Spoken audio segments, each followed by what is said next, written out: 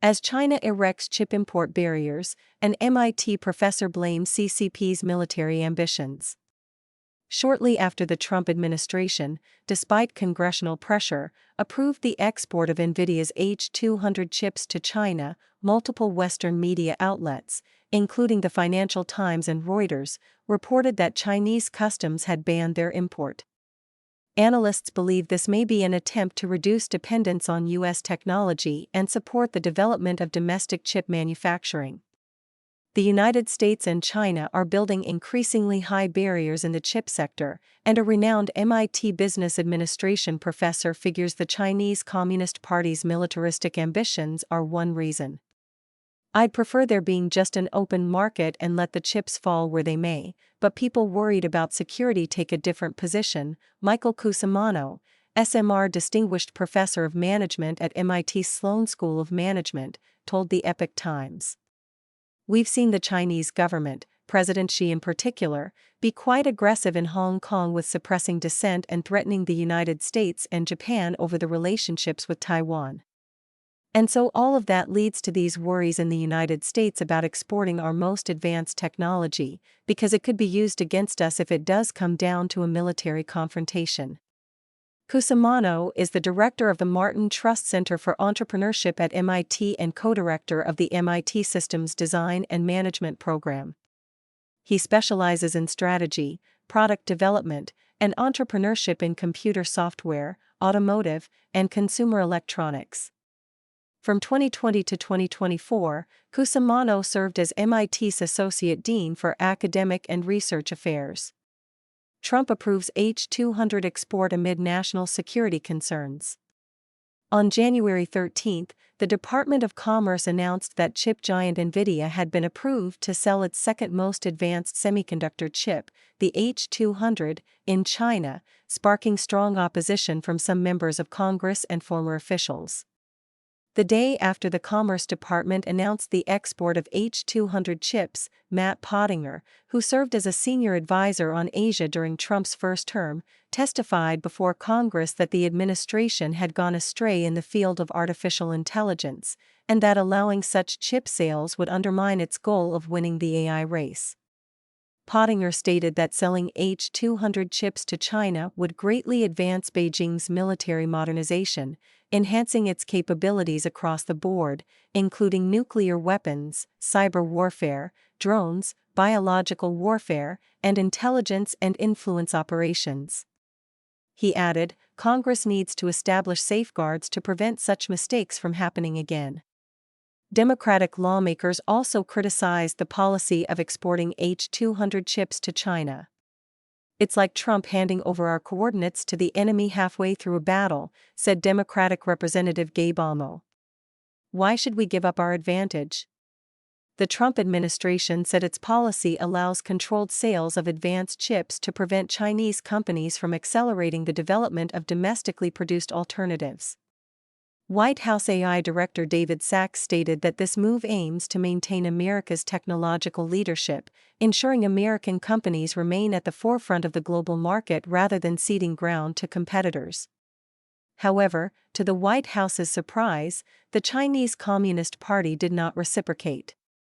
According to the Financial Times, Chinese customs officials summoned logistics companies in Shenzhen on January 13, informing them not to submit customs clearance applications for H200 chips.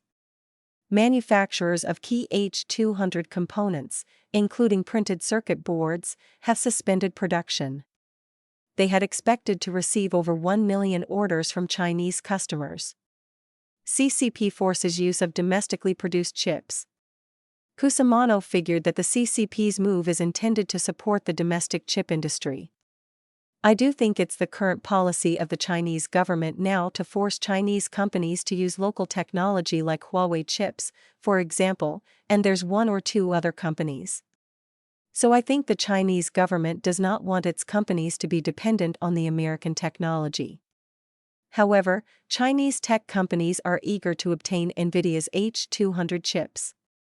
Reuters reported that Chinese companies are very interested in the H200 because its AI model training capabilities are currently unmatched by domestic products, which are better suited for inference. A Reuters review of more than 100 tender documents and academic papers revealed that top Chinese universities, data center companies, and entities with ties to the Chinese military also attempted to procure H200 chips through gray market channels. Reuters reported in December that Chinese tech companies had ordered more than 2 million H200 chips from NVIDIA. The orders primarily came from large Chinese internet companies, including ByteDance and Alibaba. These companies considered the H200 a significant upgrade from their current chips. The H200's performance is approximately 6 times that of the H20, a downgraded chip designed by NVIDIA specifically for the Chinese market, but which Beijing later banned. Chinese chips lag behind NVIDIA chips. The ban by Chinese customs dealt a heavy blow to these eager companies. The CCP is attempting to force Chinese companies to use domestically produced chips. However, the performance of Chinese chips lags behind NVIDIA chips by 3 to 5 years. One of the big problems, Cusimano said, is not only design, but the manufacturing of those chips. And right now, TSMC Taiwan has a monopoly on the manufacturing ability. And it's TSMC in partnership with a Netherlands company, ASNL, which makes the most important photolithographic equipment for creating the actual designs on the chips. So those two companies basically have a monopoly. A couple of Japanese companies also produce some very important equipment. And so it's not only Chinese companies that are behind, but also American companies. So that's a really big problem, so I don't think that's going to be easy to solve. So the Chinese long-term bet, it might not actually work. Furthermore, NVIDIA chips have a unique advantage in handling massive data streams. Cusimano said, the Huawei chips are actually designed more specifically for neural networks, whereas the NVIDIA GPUs are designed for graphics processing. So the NVIDIA chips need these software tools to make them very useful for AI. Huawei chips are more specifically designed for AI. So that's a good thing. But the problem is they can't handle the same transfer of information or data. We call that a bandwidth problem. Whereas the NVIDIA chips were designed for these very small graphic pixels, and so they can handle enormous amounts of very simple data streams. And it turns out that's very useful for the generative AI models. Cusimano added that another advantage of NVIDIA is the software tied to its chips. NVIDIA's big advantage is not only the design of their GPUs, but it's their software libraries and toolkit called CUDA, a Compute Unified Device Architecture, which about 80 to 90% of all generative AI software is written with that software technology. And NVIDIA gives it away for free.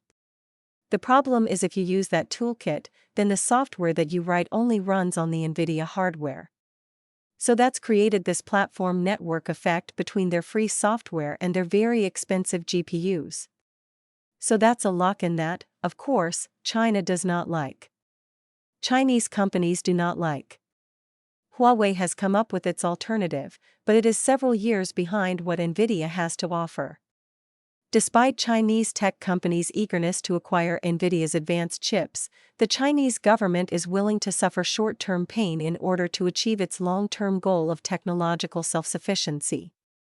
Chinese leader Xi Jinping has called on domestic semiconductor companies, universities, and research institutions to rebuild the entire supply chain domestically.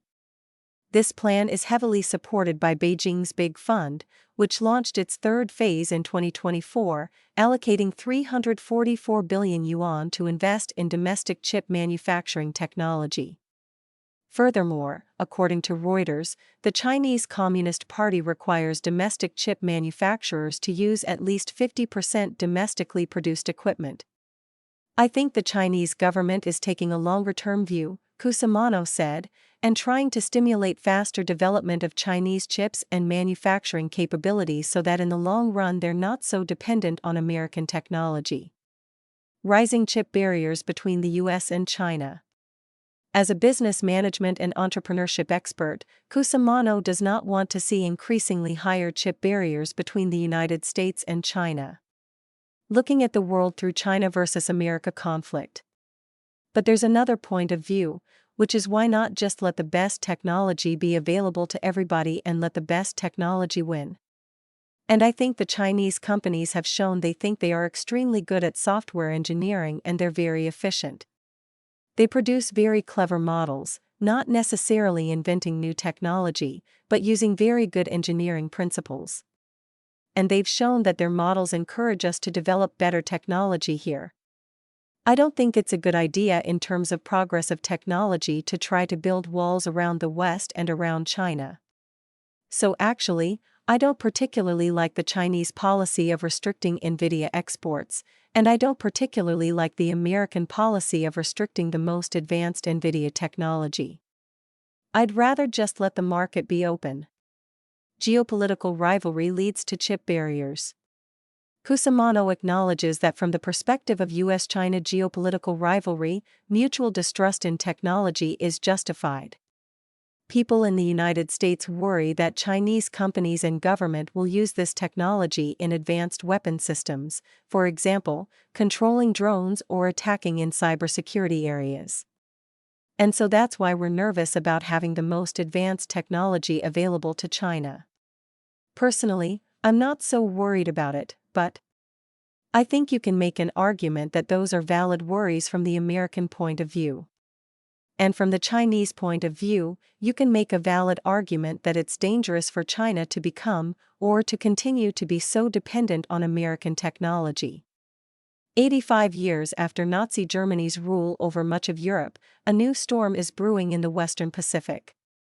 A newly emerging authoritarian state is undertaking the largest military buildup since World War II. While the CCP is not Nazi Germany, it is attempting to control the world's most dynamic region and reshape the global order, at the expense of American interests to protect its own. The most dangerous and likely trigger for a US-China conflict is the Taiwan crisis. According to former CIA Director William Burns, she has ordered the People's Liberation Army to prepare to seize Taiwan by force by 2027. Cusimano believes that there shouldn't be so many technological barriers between the United States and China. But reality has changed. In my opinion, it shouldn't be that way. I'd rather leave Taiwan as it is and leave China as it is, but that doesn't seem to be the policy of the Chinese government. So that's why Americans are worried, and I think there's some validity to their worries.